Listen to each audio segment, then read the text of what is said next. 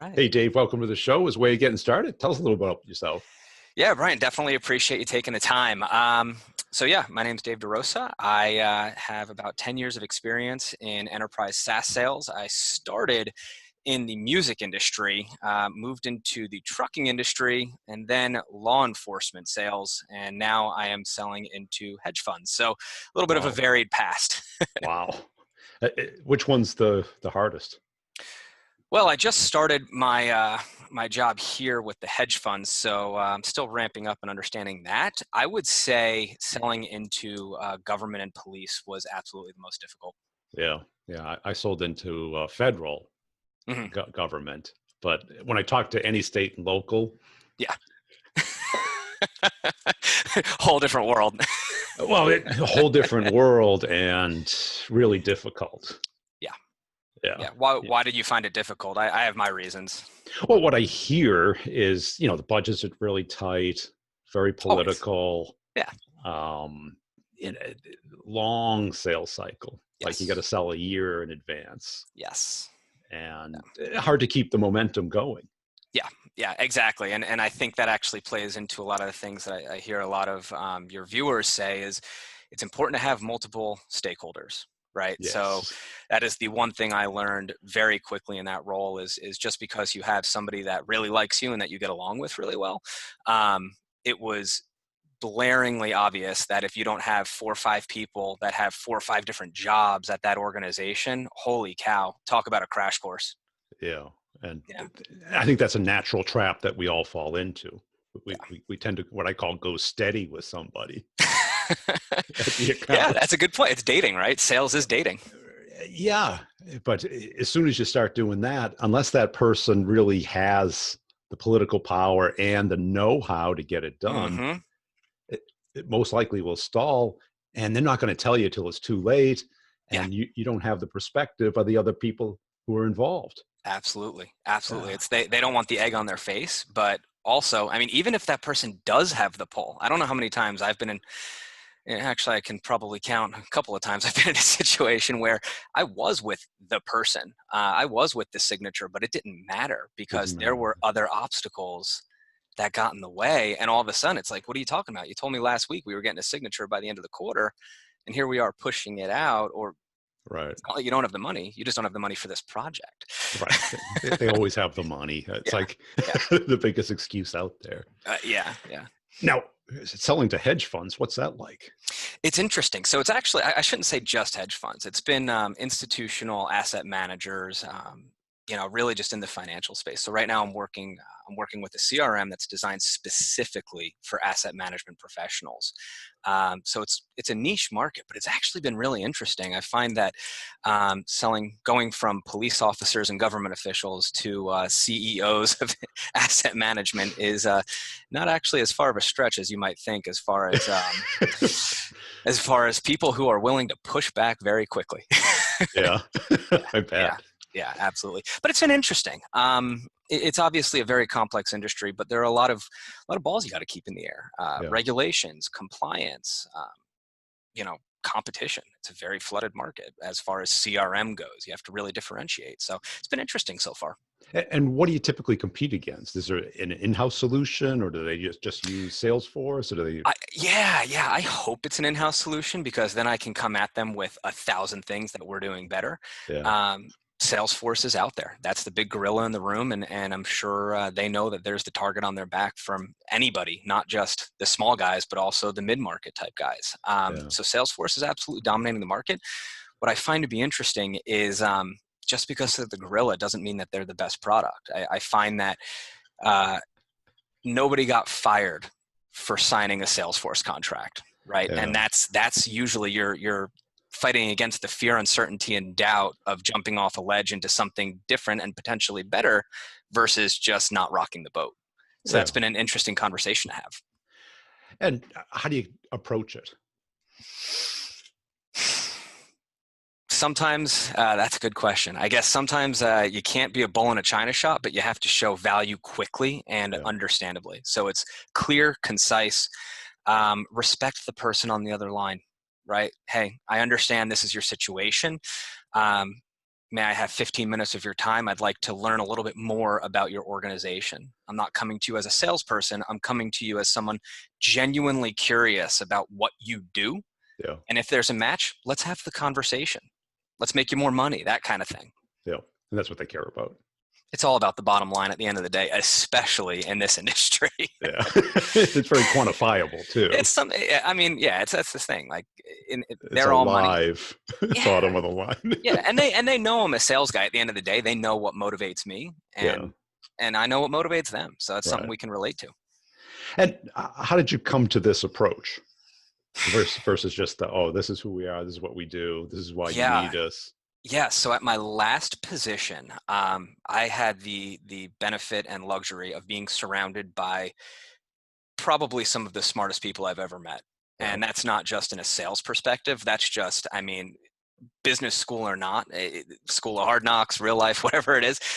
I was surrounded by people and I just tried to keep my ears open. They were willing to teach. I was willing to listen, and watching the real killers, the real people that are really just consistently every year over year mutilating their pipeline. Yeah. Those are the people I tried to just absorb as much as I could from. And what were they doing differently? So one person who I really have a lot of respect for was at one point in his life an interrogator, an intelligence interrogator in the Marines. And I like to think he probably knew a little bit more about the human psyche than the average Joe. But the things that they were doing differently, I think tripling down on their strengths. Yeah. It's one of the best pieces of advice I ever got in my life, is tripling down on your strengths. Not only knowing what you suck at, but knowing what you're really, really great at, and then being the person in that particular skill.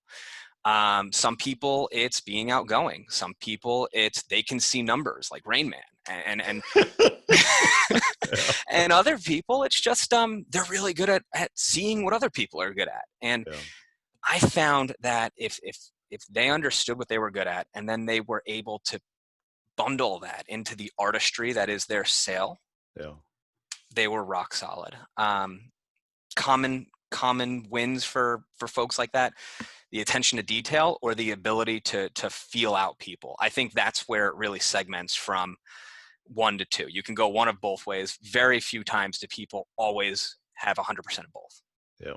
So I feel like if you were really good at understanding who had the juice, or you were really good at knowing every single minute what had to happen throughout the entire process, that was your branch. And I saw that work really well for those folks. Because a lot of people try and pitch the opposite of that, take your weaknesses and try and build them up. I hate that. But then you kind of become mediocre at everything because you're not super great at anything. Yeah. So now you're like an 8 hitter on like the last place team, right? Like you're good at a couple of things, but no one ever says, wow, yeah, that guy's really great I'm going to give that guy a call because he's great at that. And people could feel that out. People aren't idiots, especially in our world, right? Like they can feel it. So and managers kind of push to that too. Why do you think that is? I think they want soldiers versus superstars. Yeah.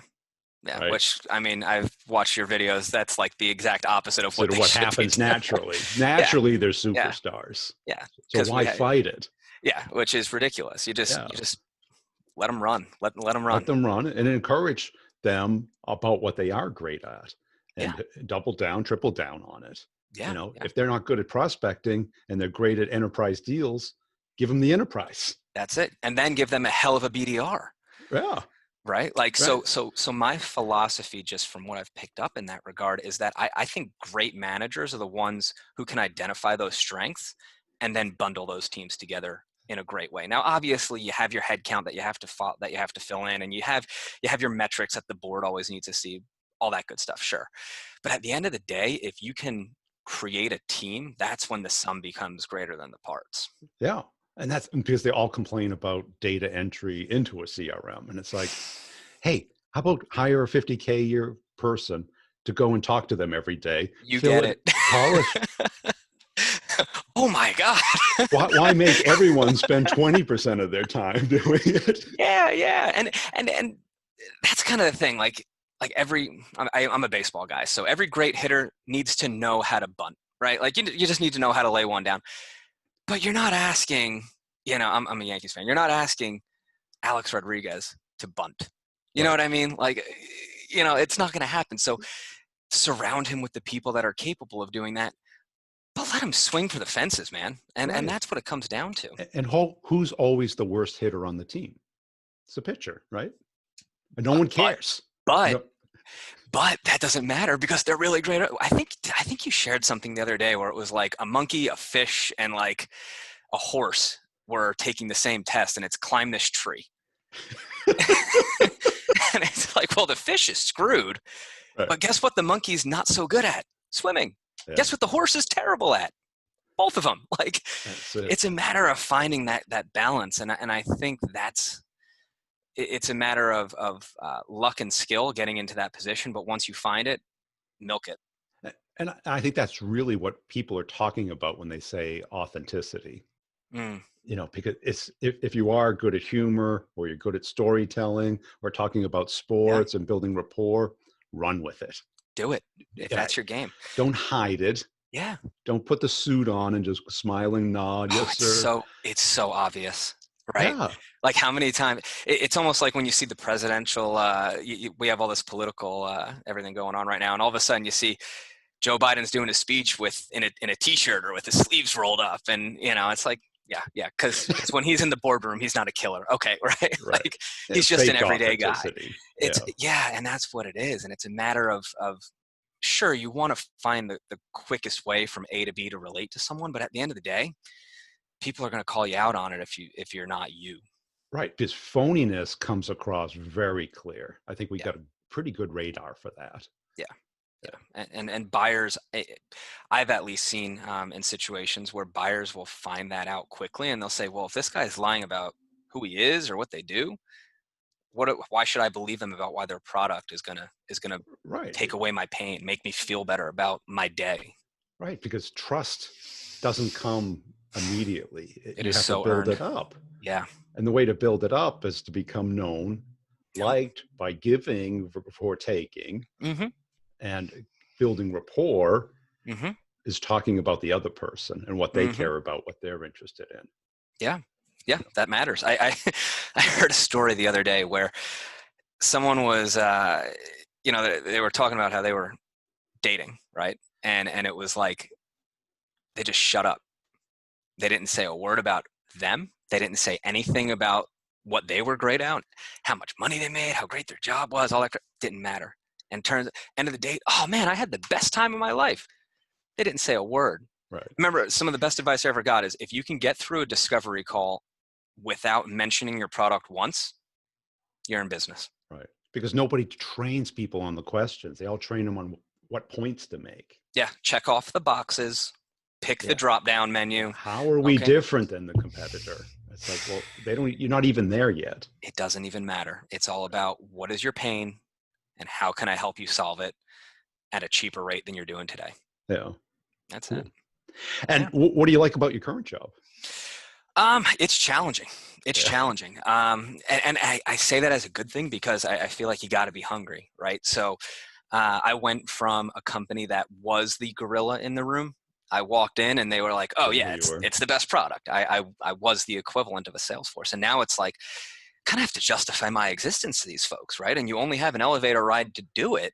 Yeah. But the beauty is there are thousands of elevators in the world, so it's so that's what's exciting to me is it's kind of going out into the Wild West a little bit more. I Yeah. have an awesome team behind me, which is really cool. And, they're a little bit more junior than me. So I am getting my toe starting to dip into the management cycle and the coaching and the mentoring, which is something I'm truly passionate about. Yeah. So that's been exciting too, is to say, hey, maybe you should tweak your email or your voicemail or this, that way. And to see even a little bit of improvement is so cool. Yeah. Do So you have any inbound? yeah, absolutely. Yeah. Absolutely. Not as much as I'm used to, but that's okay. That's okay. So, How much is inbound versus outbound? I'd say 20% inbound minimum or maximum. And that's a good week. And that's because our marketing guy just really started turning it. He turned the nozzle up.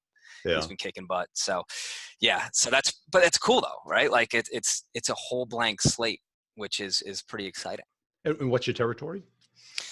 Right now, Eastern region, Yeah. focusing on New York City, focusing on Toronto, the major financial centers, but really the plan is to just expand Yeah. out. Yeah. That's a big patch. How do you prioritize your time? That's a great question. And I think that's the age old sales question, right? Is like, there are It 24 is. hours in the day, a couple of which you have to spend with your significant other or your sanity or your Damn. hobby, whatever it is. Pesky. Yeah, I know. I got to walk the damn dog. But the time prioritization is important, right? So I think you need to divide your day, at least the way I've done it and I've found success in it, is you got to divide your day into what are your revenue generating activities. You have to really focus on, am I increasing the bottom line? A great quote I heard was, what are you doing today to improve the stock of the company? Yeah. What are you doing to increase shareholder value? And the way I think that's done is you identify innately, very quickly, how bad a lead is, and don't be afraid to throw it back in the water ASAP. Yeah. Right? So like, I find a lot of sales reps get mired in the fact that they feel like they need to make every call the call. But you need to be able to say, we're not a good, I've actually said this to prospects. I don't think we're a good fit. I don't want to waste your time or mine. Right. If this happens, give me a call back or I'll check back with you in a year or two. But for now, I don't think it's a good fit. That's it. I think everyone looks at every lead as equal. Not And even they're close. not equal. Yeah. Right. Not You even got to be close. like a detective. Who's most likely to buy? That was my father's profession. I'm not even kidding. He was a detective, and that's exactly it. Yeah.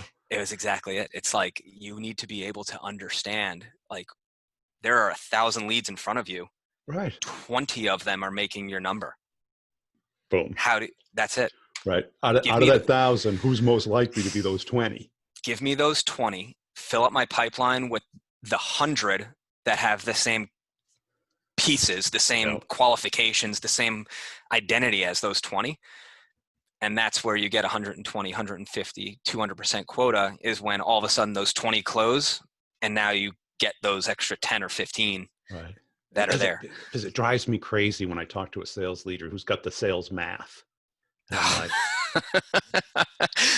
and I usually, because there was a murder in my town a couple years ago. Oh God.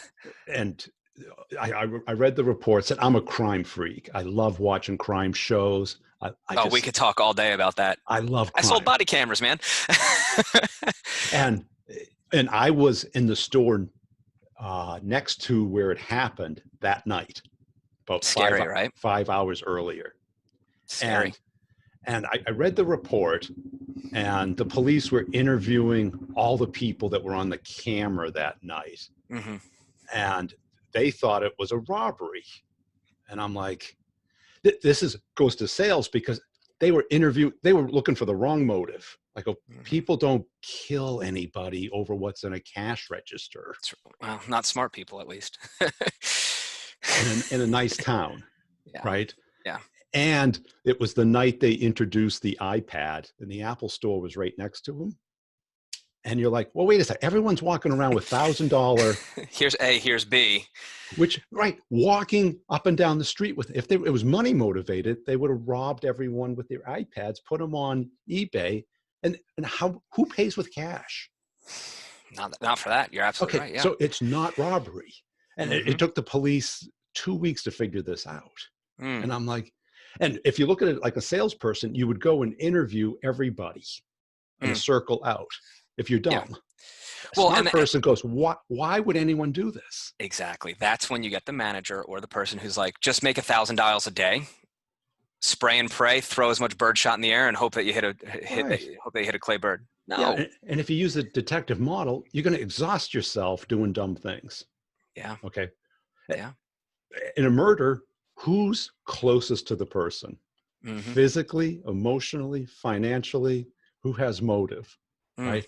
And it took them 2 months to figure it out. It was the coworker. Where they could have went from day one. Oh, this makes sense.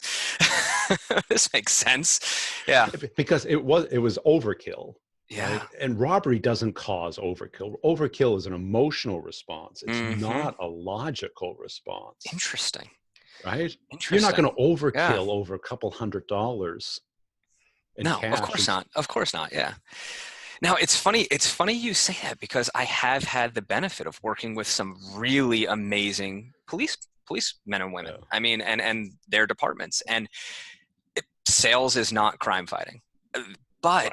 it also kind of, like, from that perspective, it It's also kind of is. detective. It's amazing to see. I mean, the ways that these people can connect the dots in an intelligent way. If that's the way, I don't want to call it strategic, but I mean, you kind of said it before, like a little more of an intuitive, intelligent approach to the process It's that'll get you to the motive. finish Who line. has the Yeah, motive to you're looking for the people who are most likely to buy your product in the sure, time frame of your comp plan, sure.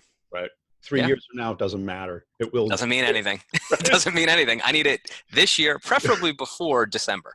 Yes. Yep. So you're going to start to profile on that Hmm. and build interest about that. And you're going to get signals that this person can be in market within this time frame. Sure, sure. Spraying and praying and putting that's marketing. That's all luck.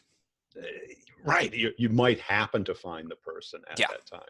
I've got a guy who he was cold calling, and he literally said, like, I am shocked I called them.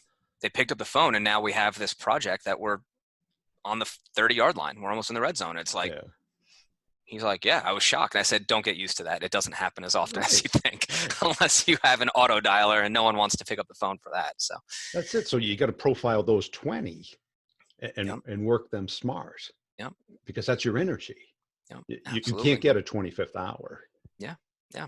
Yeah. Yeah, it's absolutely right. And the beauty is, everyone in the history of life has always had those same 24 hours, right? So, Right. And you, that's why I always viewed sales as much more of a judgment prioritization. mm-hmm, And now too yeah, many reps look at it as binary. This lead's qualified, is not qualified. It's like, how no, qualified is it? no, Right. yeah. And then it comes, once you get to that stage of actually qualifying, I believe it comes down to how good of an educator are you? Right. How much do you know about your craft, and how Yeah. good are you at teaching someone about it? And how receptive are they to it? If they're Yeah. not receptive and someone else is, that's more qualified. Yeah. Yeah. Exactly. Yeah. More. I am more receptive. Great. Yeah, they will meet you. That's more qualified. That's sometimes all it takes. Yeah. Yeah. I went through some really, it was pretty great sales training where it was focused on selling to different personality types. So you and I say you and I because I think we're the same. We're expressors, right? We're people that we communicate via emotion. We communicate via being able to see, hear, tone, that kind of Yeah. thing. But there are buyers that they see a spreadsheet and it either makes sense or it doesn't. Or they have their team and they're wondering, is my team going to benefit from this? They care more about that.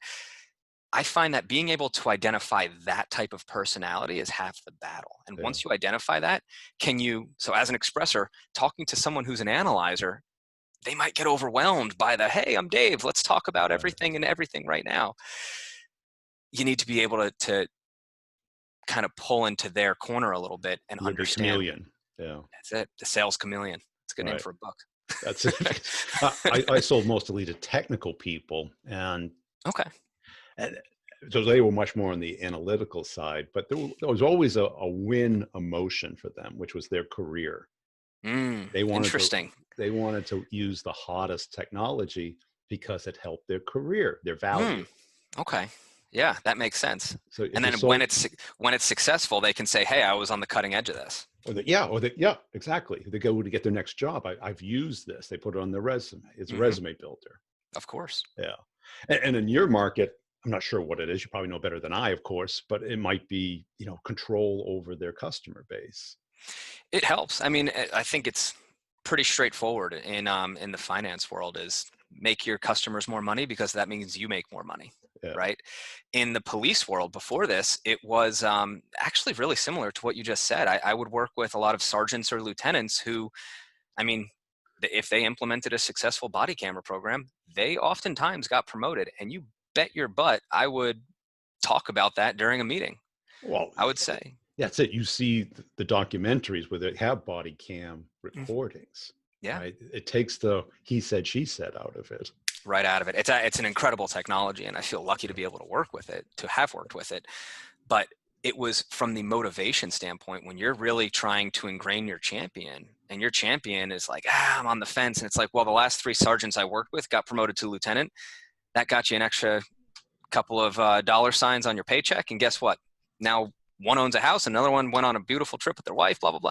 And it's like kind of tapping into that emotion, but still being on their side. I'm not trying to manipulate. It's just like, hey, you're kind of cutting off the nose to spite your face if you're not talking to me Well, here. I mean, I think it should be required by law that they have them, because it I agree. eliminates I couldn't agree more. Right. It's an incredible technology. It makes everybody behave better. The amount of times someone would call or text me long after a sale and say, thank God we had this. Like, it saved us an internal investigation. It saved us everything. All of a sudden, it's a lot less about the dollars you're saving from the liability to the city or anything along those lines. And all of a sudden, it becomes really real. Yes. And now it's something that affects your family. I told you before, my father was a police officer, and there were a lot of times where it was like, there's an internal investigation, gotta walk on eggshells, and to have a tool that can show truth in such an amazing way, in a situation where emotion is just over. 99.9% of people would have no clue what to do. It's incredible.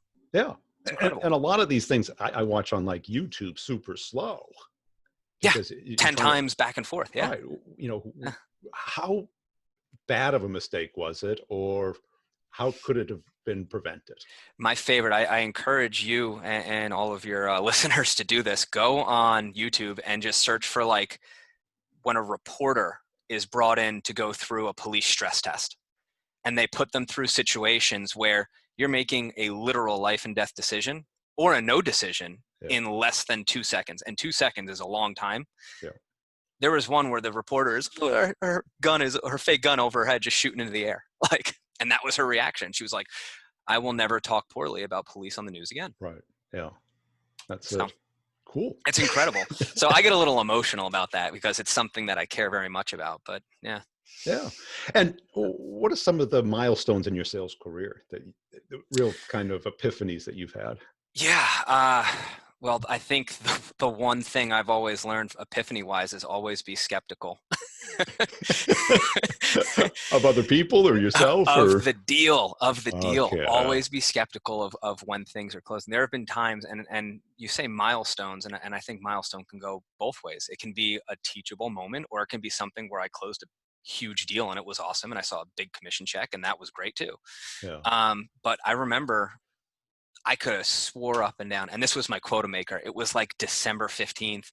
I was like 300K shy, and this deal I had in the pipe was 450. It was my quota maker. I was ready to rock. I got the verbal confirmation from 3 decision makers and finance saying, yep, we have the money. We're going to go through with this. It'll be signed before the end of the year. Great. Let's start planning our trip to the Caribbean. This is going to be awesome. I can't wait. Well, guess what? Nothing happened. And the days kept going and the days kept going. And I end up, my guy goes on vacation. He comes back, and all of a sudden, sorry, got deprioritized at the last minute. It's December. Nothing I could do. You just got to lick your wounds and go home. So I know that's going to be strange to say from a milestone capability. Like, well, no, that's actually really well, because people get too comfortable hearing what they want to hear. Mm-hmm. And there was probably some decision point there that, and plus state and locals, it's not their money. Yeah. And they're there for their pensions. They're there for whatever Don't reason. rock the boat. Yep, yeah. You're right. Right. It's very political. These people who are going to have to work together for 20 years. Yeah. Like literally, like you're, all right, I guess we're here. Yeah, we're here. You're tenured? Crap, me too. All right, well. Right. And, they don't switch jobs very often. No, of course not. Yeah. And it's political too.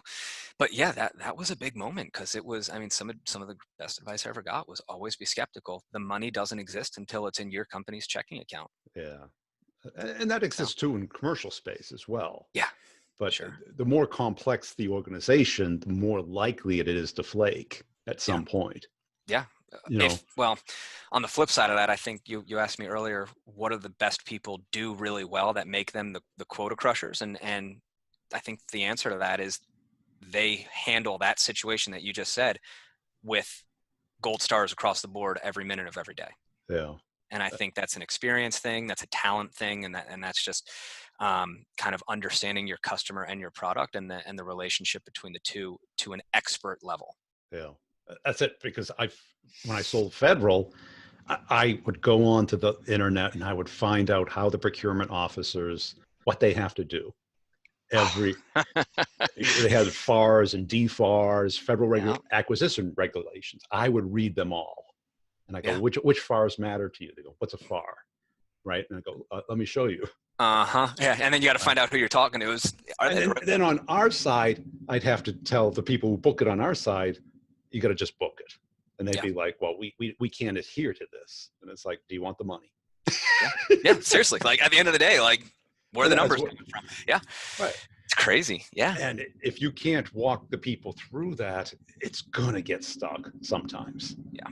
You know, and we get too comfortable thinking we're talking to the guy and the guy will get it done for us. That's right. And if it's selling something new, especially like body cam, if it's not a new purchase versus a repeat. That's right. This is change.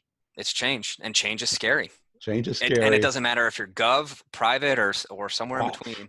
Right. Change is scary. Because like I said before, no one ever got fired for selling Salesforce or for buying Salesforce, right? Like it's one of those things. So I think, and you preach this constantly, is the ability to educate and walk your customer through their buying process. Yeah.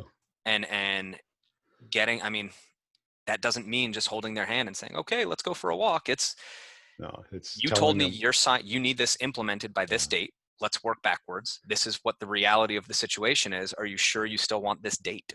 Yeah. And it's incredible actually listening to you and all of the people that you interview. I mean, that seems to be the common thread is taking ownership of that process and caring about it, and kind of, I mean, not to sound hokey, but being a little obsessed about it.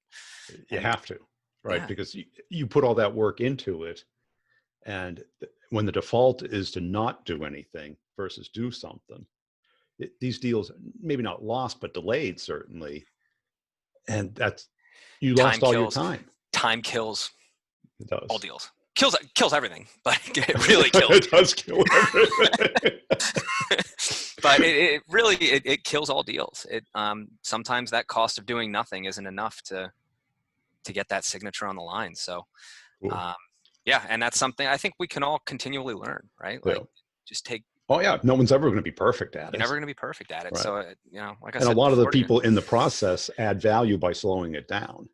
And coming up with reasons not to do it. Oh yeah, in Fed, how many times did a procurement officer say, "Hey, right, you filled out 403B. We needed 403X and 302D." Like the number of times I've heard, "I've got 45 days to issue this. Mm-hmm. Don't rush me." And I'm like, "Okay, it's going to take 45 seconds to hit the button." But my quarter's over in 30 days. You don't understand. It's over in 3 days. I had a guy literally pocket veto a deal for a quarter because he was like, "I can't stand sales guys." I'm like, he's like, "I know what you're trying to do." I'm like, "I know you know what I'm trying to do. Can you please respect that I have a mouth to feed?" He's like, "No, I couldn't care less." Yeah. But it's pretty incredible to see kind of that growth. You just, the people that do it right are the ones that understand that process. And I, for one, I mean, there's time. I know I'm not perfect. So, that's what it comes down to. Cool. Hey, where can people go to connect with you? Yeah. So you can follow me on LinkedIn, linkedin.com/Dave DeRosa. That's probably the best place to get in touch with me.